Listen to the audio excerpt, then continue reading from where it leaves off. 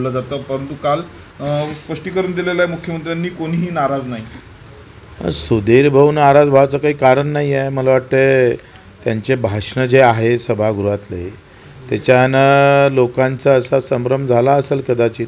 सुधीर भाऊ हा खरं तर संघाच्या मैदानावर मोठा झालेले नेतृत्व आहे आणि त्यांना जनसामान्यामधली जी जाण आहे ते प्रचंड त्यांच्या भाषणामध्ये जर तुम्ही पाहिलं तर कदाचित सुधीर भाऊ जर वित्तमंत्री असते तर त्यांनी सांगितलं असतं, घोषणा केली असती कर्जमाफीची, पण ते दुर्दैव आहे महाराष्ट्राचं। जो आहे तो अजित पवारांनी पत्रकारांना केला। आता चौथ्यांदा जर चूक केली तर माफ करणार नाही कोकणना, असं अजितदादांनी म्हटलं। एकीकडे अजितदादाच अभय देत असल्याचं बोललं जाते। आता काय गेम फसला मला माहीत नाही। एकतर कोकणटेजोड काही अजितदादाचे काही गोष्टी मला वाटते लपल्या असेल आणि म्हणून ते धाडस करत नाही। नाहीतर दादाची दादागिरी आजकाल चालत नाही आहे, सरकारमध्ये चालत नाही आणि त्यांच्या पक्षामध्ये ते चालत नाही असं दिसतं आहे। कारण आपण जर पाहिलं तर 2-3 गोष्टी जर तपासल्या तर त्यांचं कोणी ऐकत नाही पक्षामध्ये असं दिसतं आहे।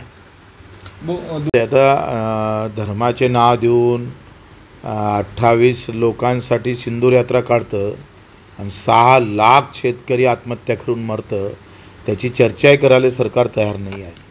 म्हणजे कसा दुबळेपणा आहे हे स्पष्ट होते। त्यांना आहून जाऊन फक्त नाव वापरायचे आहे देवदेवतांचे, धार्मिक याच्यातले लोकांना त्या धर्मामध्ये गुंतून ठेवायचं आहे।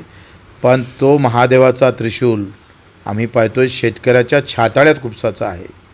अशा प्रकारची व्यवस्था आणलेली आहे। 6 लाखाच्या आमच्या आई बहिणी हिंदू, सरासरी 90% हिंदू आई बहिणीचं 6 लाख शेतकऱ्यांच्या बहिणीचं जेव्हा सिंदूर उधळलं गेलं त्याच्यावर मोदीजी बोलायला तयार नाही, देवेंद्रजी बोलायला तयार नाही, साधी श्रद्धांजली पण द्यायला तयार नाही आहे। एवढी आम्ही पाहतोय मानसिकता यांची येऊन बसली आहे। आणि म्हणून असे नवीन नवीन नाव काढायचे, सिंदूर यात्रा करायची। 28 लोकांसाठी सिंदूर यात्रा काढली, ठीक आहे, मान्य आहे, पण 6 लाख लोक पाय घासून घासून आत्महत्या केली, त्याच्यासाठी तुम्हाला सिंदूर आठवत नाही, त्यांचं सिंदूर दिसत नाही, याच्यासारखं दुर्दैव काय आहे? राज ठाकरे गेले होते, त्यानंतर 2 भाऊ एकत्र येण्याची चर्चा सुरू होती। आता पुन्हा जर आपण पाहिलं तर राज ठाकरे आणि मुख्यमंत्री फडणवीस यांची भेट होण्याची शक्यता आहे नाशिकातल्या आदिवासी आश्रमशाळेत। चांगली गोष्ट आहे। एकंदरीत मी तुम्हाला म्हणतोय का हा खेळ आखरी भाजपचा आहे। सगळ्या याच्यामध्ये म्हणजे सगळ्यांना व्यवस्थित कसं ठेवायचं। काल उद्धव साहेबांच्या खासदाराला जन्मदिवसानिमित्त अमित शहाजीनं फोन केला, उद्धव साहेबांनाही शुभेच्छा दिलेल्या आहे। एकंदरीत केंद्रामध्ये उद्या जर नितीशजी म्हणजे बिहारचे आणि आमचे आंध्रातले चंद्रबाबू नायडू हे हालचाल करू नये, त्यांना व्यवस्थित इशारा देता या माध्यमातून कि अगर तुम हट गए तो मेरे पास पवार साहेब और उद्धव साहेब आहे। अशा प्रकारचं राजकारण भाजपा व्यवस्थित खेळत आहे, व्यवस्थित दबावतंत्र आणत आहे।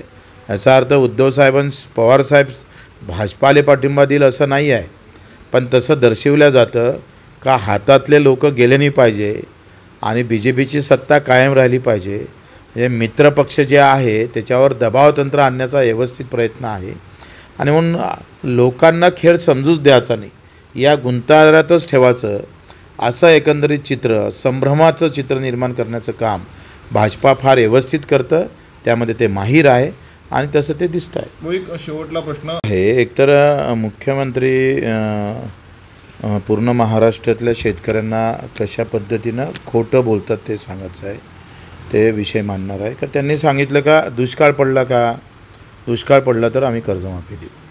पहिली गोष्ट तर तुम्ही निवडणुकीच्या अगोदर फक्त 7-12 कोरा म्हटलं आहे, म्हणजे त्यावर तर तुम्ही दूर झाले। पण मला एक सांगा, MSPची जी खरेदी झाली म्हणजे हमीभावावर खरेदी किती झाली तर 10 ते 15%। तर 10 ते 15% सगळ्या एकंदरीत जर विचार केला तर फक्त 10% खरेदी झाल्यामुळं अर्ध्या अधिक 75% शेतकऱ्यांना हमीभावाचं सुद्धा भेटले नाही, पण त्याच्या खाली जाऊन विकावं लागलं। त्याच्यामुळं कर्जबाजारीपणा वाढलेला आहे। याबाबत मुख्यमंत्र्यांनी आम्हाला स्पष्टीकरण दिलं पाहिजे का नाही. दुष्काळापेक्षाही जास्त जर नुकसान झालं असेल तर कमी भाव भेटल्यामुळं होतं, हे मुख्यमंत्र्यांना समजून सांगायची काही वेगळी गरज नाही. परंतु ते जाणीवपूर्वक लोकांना वेगळ्या पद्धतीचं बोललं जातं, हे त्यांच्याकडून अपेक्षा नाही आहे. मुख्यमंत्री महोदय जर अशा पद्धतीनं बोलत असेल आणि खास करून विदर्भातल्या शेतकऱ्यांचे नुकसान जास्त झालं आहे. तूर उत्पादक असेल, सोयाबीन उत्पादक असणार, कापूस उत्पादक शेतकऱ्यांना तुम्ही हमी भावानं खरेदी करूच शकले नाही, हे स्पष्ट आहे. आणि तुम्ही दुष्काळाची वाट पाहत असेल तर याच्यासारखं दुर्दैवी गोष्ट नाही आहे का. आता आमचे मुख्यमंत्री दुष्काळ भेटल्याशिवाय कर्जमाफी होणार नाही असं सांगून जात असेल तर हे सगळ्यात म्हणजे आमच्या शेतकऱ्यांना आता कर्जमाफीसाठी दुष्काळाची वाट पाहावं लागेल, प्रार्थना करावं लागेल का देवा आता दुष्काळ घाल आणि आमची कर्जमाफी त्या निमित्तानं होऊ दे. हे अत्यंत दुर्दैवी बयान मुख्यमंत्र्यांनी केलेलं आहे, त्याचा आम्ही निषेध करतो.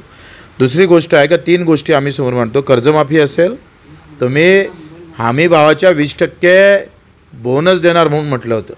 20% बोनस आता तुम्ही देणार आहे का नाही देणार आहे. आता जे सप्टेंबरमध्ये आमचं माल निघणार आहे त्याला 20% बोनस देणार की नाही देणार ते स्पष्टीकरण करा. बावनकुळेंनी करावं. तिसरं आहे पेरणी ते कापणीपर्यंत सगळे कामं MRGSमध्ये. आणि मग मेंढपाळाचा प्रश्न असेल, मच्छीमारांचा असेल आणि उर्वरित दिव्यांगांचा जो काही प्रश्न अजूनही मार्गी लागले नाही त्या संदर्भात मला वाटते स्पष्टीकरण मुख्यमंत्र्यांनी केलं पाहिजे.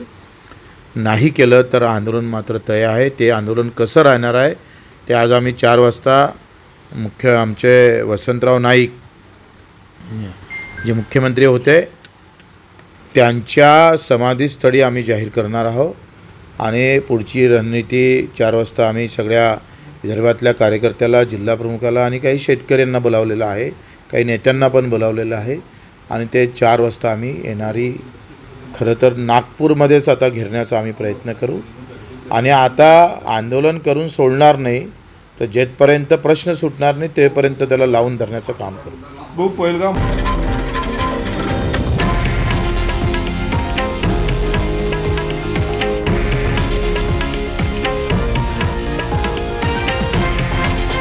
हे आहे देशातील नंबर 1 न्यूज नेटवर्क आणि आपण पाहत आहात TV9 मराठी, एकमेव.